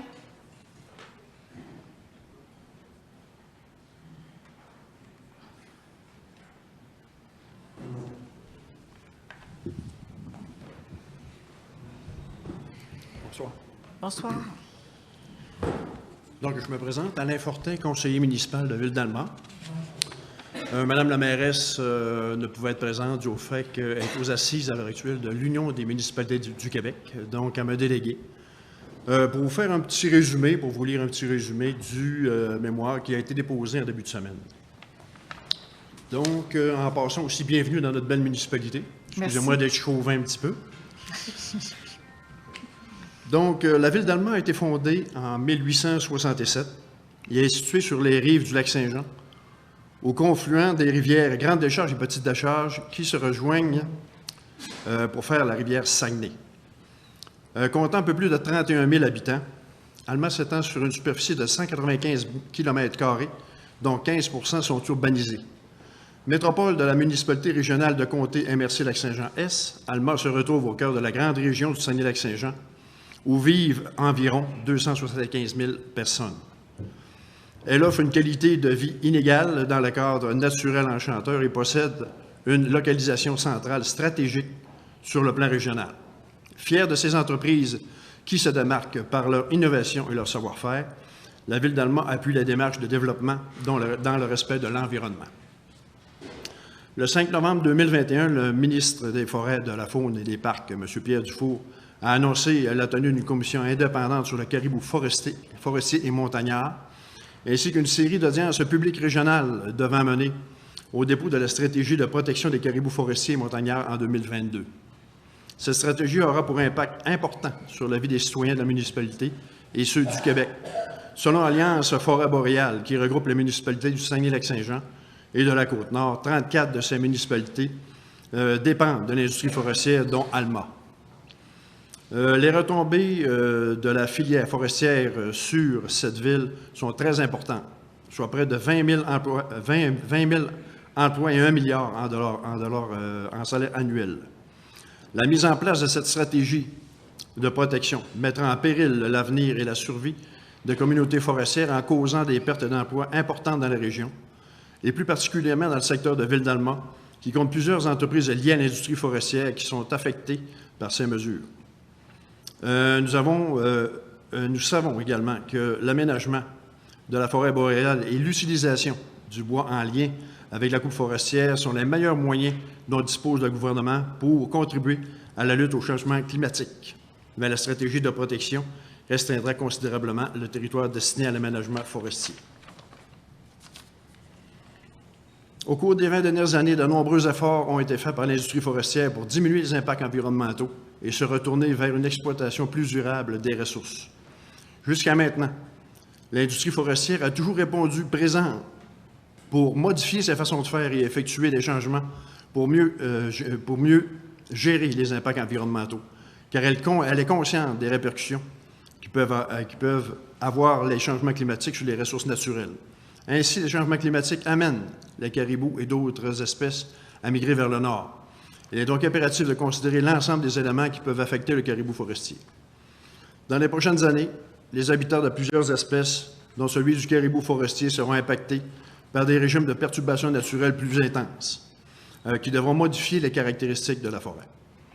Le rétablissement de la population du caribou forestier est une question très complexe qui touche non seulement l'industrie du bois, mais également la dynamique et l'écosystème de ces espèces fauniques. L'industrie forestière est un moteur socio-économique de première importance pour la ville d'Alma.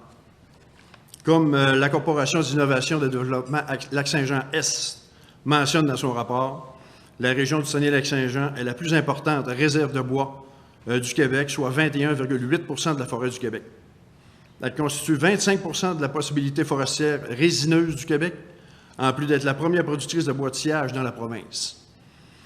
Plus particulièrement dans la MRC de la Saint-Jean-Est, dans laquelle la ville d'Alma représente plus de 60 de la population, l'industrie forestière fournit actuellement près de 1220 emplois directs. 6 scieries, 97 emplois. Une usine de papier située à Alma, 290 emplois. Des fabrications de produits, différents produits de bois, 11 entreprises pour 173 emplois. Et finalement, l'exploitation forestière, 11 entreprises pour 260 emplois.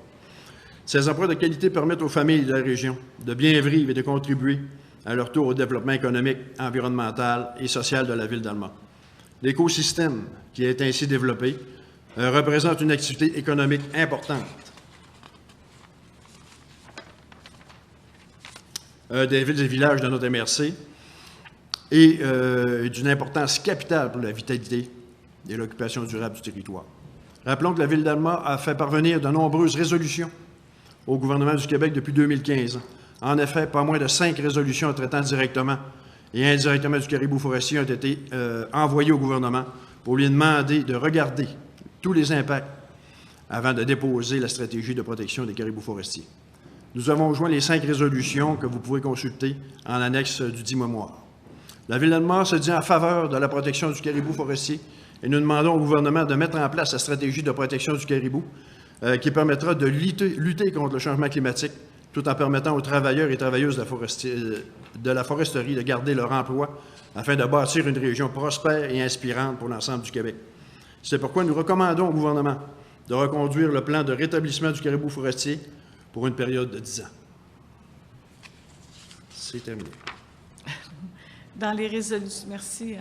Dans les résolutions, c'était quoi, par exemple, qui était proposé? Vous avez parlé de 5 différentes, c'était proposé de consulter davantage. Okay. Qu'il y ait les consultations et puis l'implication des différentes personnes qui sont touchées, des organismes également. OK, parfait. Est-ce que vous avez des questions? Merci beaucoup. Plaisir. Merci, M. Fortin. Monsieur Alexandre Fréchette.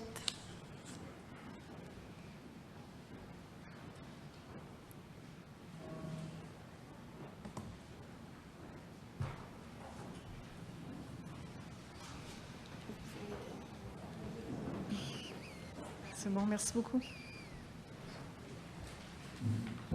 Merci.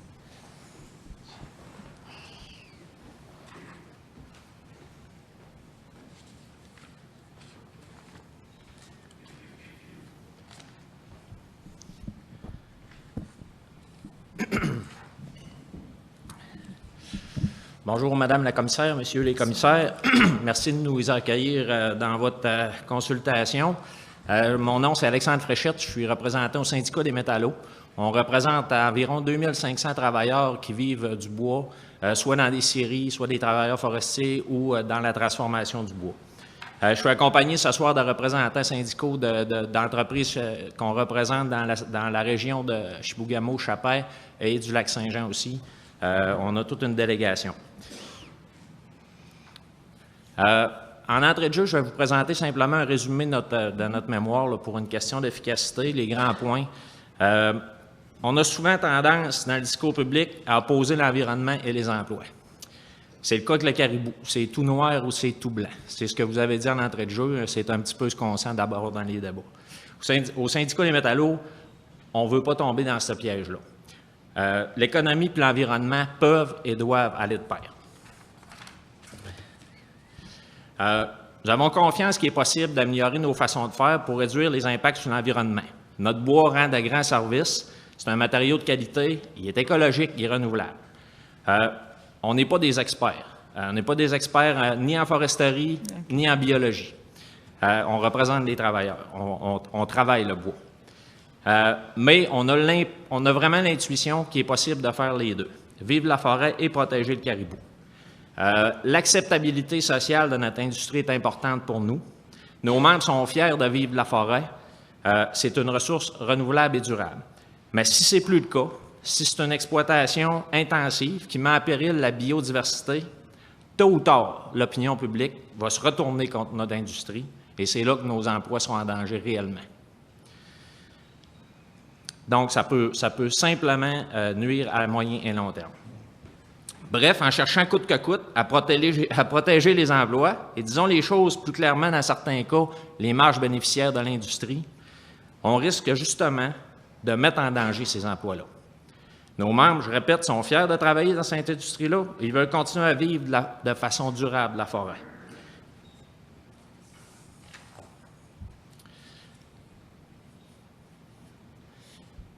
Une forêt où on protège les caribous, selon nous, c'est une forêt exploitée de façon durable. C'est bon à la fois pour les caribous puis l'avenir de nos emplois. Ça ne date pas d'hier qu'on s'inquiète pour les caribous, ça fait plus de 30 ans, et plus spécifiquement puisque c'est reconnu comme une espèce vulnérable en 2005. Mais tous les plans de protection depuis se sont heurtés à l'opposition de différents groupes qui ne voulaient pas avoir de bâton dans les roues.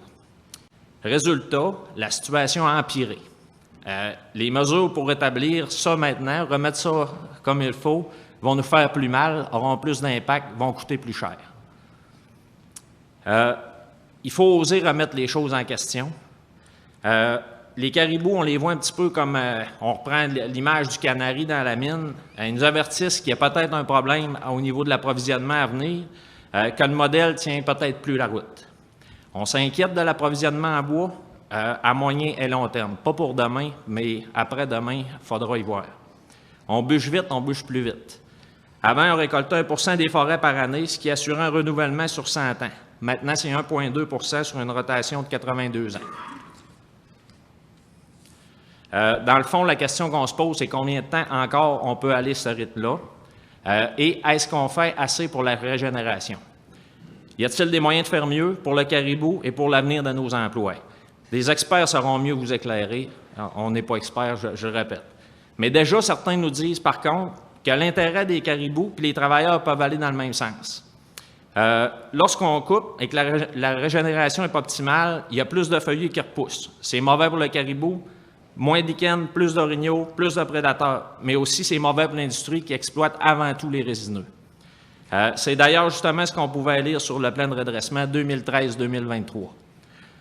En plus, en préservant le caribou, on s'assure aussi du maintien des certifications FSC, ce qui vaut pas mal d'argent pour l'industrie. Comment faire maintenant? C'est ça la question, parce qu'on peut avoir des idées, mais ça prend des moyens. Je répète, on n'est pas des experts, mais on a parlé à quelques-uns récemment.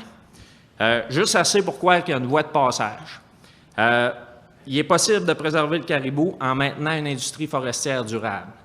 Ce qu'on a aussi compris, c'est que les solutions ne sont pas mur à mur. Vous l'avez dit, c'est pour une base de discussion, mais il y a place. Ce qu'on a appris, c'est que ça doit se faire territoire par territoire, puis impliquer toutes les parties prenantes. On a été impressionné par le projet Détour-Kessagami, dans le nord du Québec, en Abitibi, je pense sur la frontière avec l'Ontario, ou une concertation avec Green First, anciennement Tembec, les communautés autochtones, le groupe environnemental SNAP Québec et le gouvernement a permis d'établir un plan de protection qui fait plus consensus. La preuve, je crois, puis je m'avancerai un petit peu là-dessus, c'est qu'il y a seulement un scénario qui est présenté pour l'Abitibi, puis c'est ce qu'on a entendu, c'est que ce scénario-là était consensuel dans tous les acteurs autour de la forêt. Donc, c'est peut-être un modèle à suivre.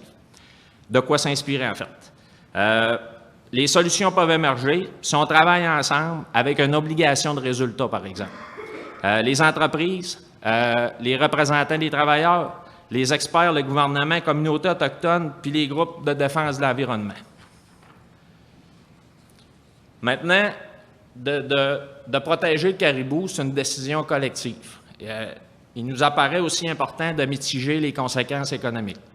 Il y aura certainement des coûts liés à la protection des caribous forestiers, soit pour assurer une meilleure régénération de la forêt, restaurer les chemins forestiers afin de limiter la circulation des prédateurs, maintenir les connectivités, etc., tout ce qui a été dit précédemment. Ou carrément à cause d'une certaine réduction de la capacité forestière. Dans certains cas, on ira chercher le bois plus loin. Il faudra penser à un mécanisme de mutualisation des coûts et des impacts pour que ce soit réparti entre les compagnies. De certaines formes de compensation, par exemple, transfert d'unités d'aménagement à une autre, ou encore certaines subventions pour certaines mesures ciblées. La protection du caribou forestier, c'est un choix de société, c'est une responsabilité collective. Ça se traduit par des investissements en conséquence.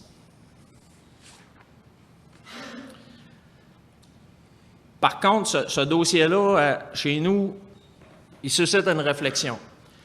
S'il y a moins de bois à couper, au syndicat des métallos, on pense qu'il faut maximiser chaque mètre cube de bois. Ça veut dire réviser le régime forestier. Pour que ceux qui sont plus performants dans la récolte, dans la transformation et ceux qui permettent de prendre plus de valeur ajoutée à nos ressources aient accès à davantage de bois. Il faut aussi soutenir les entreprises qui voudront prendre ce virage-là s'ils ne le font pas déjà, puis les accompagner en conséquence. En 1909, le Québec a déjà interdit l'exportation de bio non transformé. Résultat, une industrie florissante de transformation du bois a grandi au Québec par après. Selon nous, c'est le temps d'aller une coche plus loin dans l'exploitation et la transformation du bois. Plus il y aura de valeur ajoutée au bois que nous récoltons, plus il y aura d'emplois, plus il y aura de retombées, plus il y aura de richesses, tout ce que les gens ont peur de perdre avec la protection. Mieux notre économie se portera, mieux nos collectivités, mieux notre région se portera. En plus, on soustrait des grands volumes de bois aux querelles commerciales à répétition avec les États-Unis qui ne visent pas les produits transformés. On est gagnant sur toute la ligne. En conclusion, je reviens, on pense qu'on peut à la fois protéger le caribou et vivre la forêt. Ça demande une concertation locale, des mesures pour atténuer les impacts, mutualiser les coûts. On pense qu'il faut transformer davantage la ressource et tirer le maximum de chaque mètre cube récolté de chaque parcelle. On dit souvent que derrière toute crise se trouve une opportunité. Cette réflexion sur la forêt nous donne l'opportunité de choisir un modèle d'exploitation plus durable avec plus de retombées pour nos collectivités.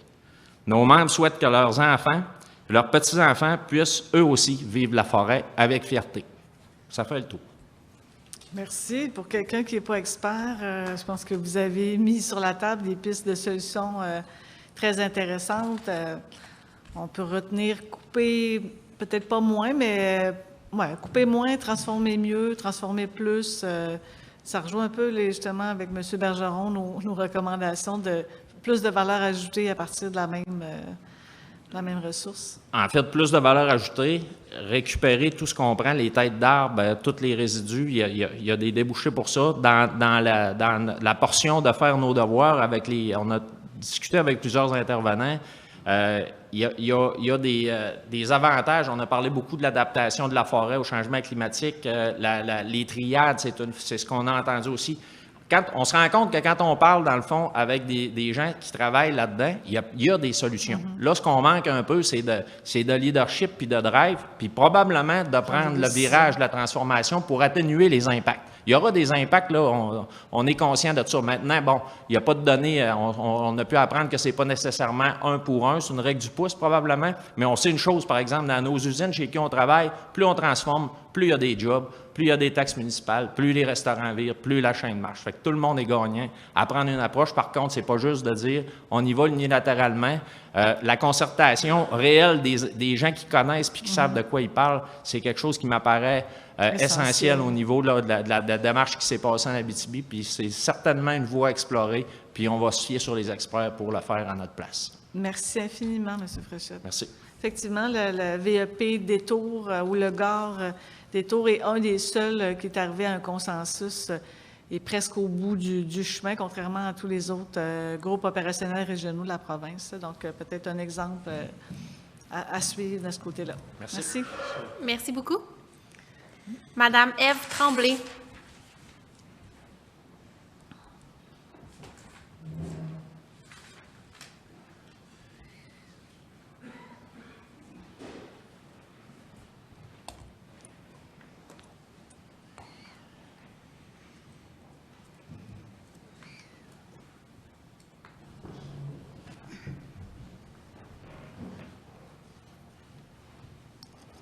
Bonsoir. Bonsoir.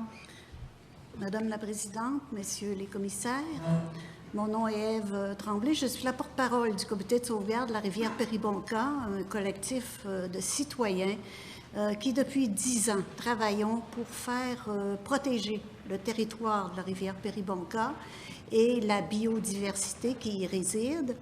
Un territoire de notre région réside encore en liberté les derniers caribous forestiers au sud du 50e parallèle. Malheureusement pour eux, ces caribous tentent de survivre dans une région assujettie à l'exploitation forestière depuis 150 ans. Une région trompée par la propagande forestière. Une région prise en otage par la mainmise de l'industrie forestière sur nos forêts. On retrouve dans notre région une horde de caribous forestiers qui fréquentent le territoire situé entre la rivière Péribonka et le réservoir Pipouacan, qui, selon l'inventaire aérien qui a été fait à l'hiver 2020, comprend 225 individus. C'est un territoire qui était encore récemment partiellement protégé par des mesures administratives du ministère des Forêts, de la Faune et des Parcs. Mais en décembre 2019, à la suite de pressions politiques en provenance de notre région, le ministre Dufour a annoncé l'abolition de 3 blocs de protection, dont celui de la rivière Péribonka. Un tollé de protestation a suivi cette annonce, dont une lettre signée par 121 scientifiques, je dis bien 121, scientifiques qui réclamaient du ministre Dufour qu'il reconsidère d'urgence sa position. Une autre lettre adressée au premier ministre et signée par 9 chercheurs universitaires lui demandait de ne pas autoriser de coupe forestière dans les 46 000 hectares impactés par la décision du ministre. Puis il a justifié à ce moment-là en disant qu'il n'y avait plus de présence de caribous dans ces secteurs, alors que ça fut démenti par le relevé aérien de l'hiver 2020. Malgré l'évidence de la présence de 225 caribous, malgré les véhémentes protestations des groupes environnementaux, des scientifiques et des chercheurs universitaires, malgré la ferme opposition des communautés inoues de Mashtoyat, Essipit et Pessamit, et malgré les protestations des citoyens qui ont participé à la consultation publique sur la modification au PAFIT 2018-2023, le ministère des Forêts a fait fi de cette unanimité et a refusé de rétablir les blocs de protection, y planifiant plutôt des coupes forestières. Pourtant, ce territoire offre toutes les conditions pour favoriser la réhabilitation de cette population de caribous. Il y persiste plusieurs grands massifs de vieilles forêts et de forêts matures. Il y a très peu de villégiatures et peu de chemins forestiers, la plupart étant de vieux chemins refermés depuis longtemps. Il est clair que l'abolition de ce bloc de protection qui était essentiel à la survie de la harne n'était justifiée par aucune raison scientifiquement valable et que seule la complaisance envers l'industrie forestière et les pressions politiques ont motivé cette décision désastreuse. Dans le scénario révisé qui a été présenté par le ministère des Forêts, on propose d'établir un bloc de protection à l'est du réservoir Pipouacan. Or, cette zone présente un très fort pourcentage de déforestation. Elle est quadrillée de chemins forestiers, on y retrouve une villégiature importante. Il est évident que ce territoire, bien que fréquenté par des caribous, n'offre pas les conditions optimales qu'offre le territoire à l'ouest du Pipouacan. Pourquoi ce choix douteux? Encore une fois, la réponse est dans la complaisance du ministère des Forêts envers l'industrie forestière qui veut s'approprier les vieilles forêts à l'est de la rivière Péribonka au détriment du caribou. Notre proposition à la Commission et évidemment au ministère, c'est le rétablissement à très court terme du bloc de protection Péribonka aboli en 2020 et son extension vers l'est, pour y inclure toutes les vieilles forêts, les forêts matures encore existantes, afin de créer un grand massif d'habitat essentiel au maintien de cette population. L'idéal serait que ce territoire de protection se prolonge jusqu'au réservoir Pipouacan et aille se connecter avec le territoire déjà identifié à l'est. Ce scénario aurait aussi l'avantage d'assurer une connectivité entre deux aires protégées, advenant la création de l'aire protégée réclamée par les communautés d'Essipit et de Pessamit, le gouvernement du Québec ayant déjà annoncé la création d'une aire protégée sur la rivière Péribonka. Nous recommandons également l'abandon immédiat de toutes les coupes forestières déjà planifiées jusqu'à ce qu'un plan de protection du caribou soit arrêté. Encore aujourd'hui, notre forêt régionale est dédiée principalement à l'exploitation forestière. La plus grande région forestière du Québec présente le taux le plus faible d'espaces protégés. Et pourtant, ce n'est pas la place qui manque. L'intensité de l'exploitation de nos forêts a fait en sorte que même les territoires qui auraient dû être protégés pour la survie du caribou ne l'ont pas été. L'industrie forestière a fait beaucoup d'argent avec ces territoires qui étaient ceux des caribous et qui auraient dû le rester.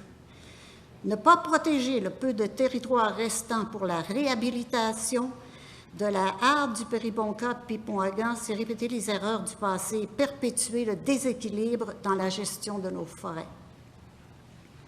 Si la protection du caribou doit avoir un impact sur la possibilité forestière, ce n'est qu'un juste retour des choses pour revenir à une gestion plus respectueuse des écosystèmes de nos forêts, ce qui a dramatiquement fait défaut par le passé. Aujourd'hui, la protection des caribous exige la protection de territoires de survie et l'industrie forestière ne pourra pas s'y soustraire si elle veut elle-même survivre. Les erreurs du passé rattrapent ceux qui ont surutilisé nos forêts sans se préoccuper d'écologie, sans se préoccuper des besoins, des valeurs des citoyens et des autres utilisateurs du territoire forestier. Il y a un passé désastreux à réparer et ça implique des coûts. Mais plus on attend pour agir, plus ces coûts augmentent et plus les caribous disparaissent. Il y a une population de 225 caribous forestiers à sauver de façon impérative dans notre région. Et pour ce faire, les décisions devront se baser sur la science et non pas sur une position purement politique d'élus régionaux qui défendent encore en 2022 la protection de la possibilité forestière avant celle d'une espèce menacée. Nous avons la chance d'avoir sur notre territoire régional une harde de caribous forestiers encore bien fiable, ainsi que la présence de vieilles forêts et de forêts matures favorables à leur survie. Tous les éléments sont réunis pour faire de ce territoire un milieu propice pour le maintien de cette population et le temps presse avant que ces caribous ne se retrouvent eux aussi en enclos parce que nous aurons laissé disparaître son habitat. Merci. Merci, Mme Tremblay. Les blocs de protection que vous parlez qui ont été mis sous aménagement ou planification, est-ce qu'ils ont été récoltés jusqu'à présent ou sont toujours... Je pense que les coupes sont imminentes. OK. Mais pour l'instant, ils sont encore en état. Ils sont encore en état, mais depuis 2 ans, le ministère planifie des secteurs de coupe lors de ces PAFIO, ces plans d'intervention forestière. OK. Merci. Est-ce qu'il y a des questions à prendre? C'était très clair. Merci beaucoup, Mme Tremblay. Merci beaucoup.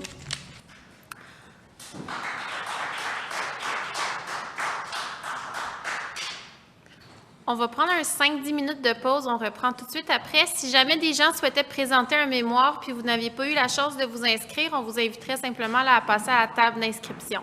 Merci.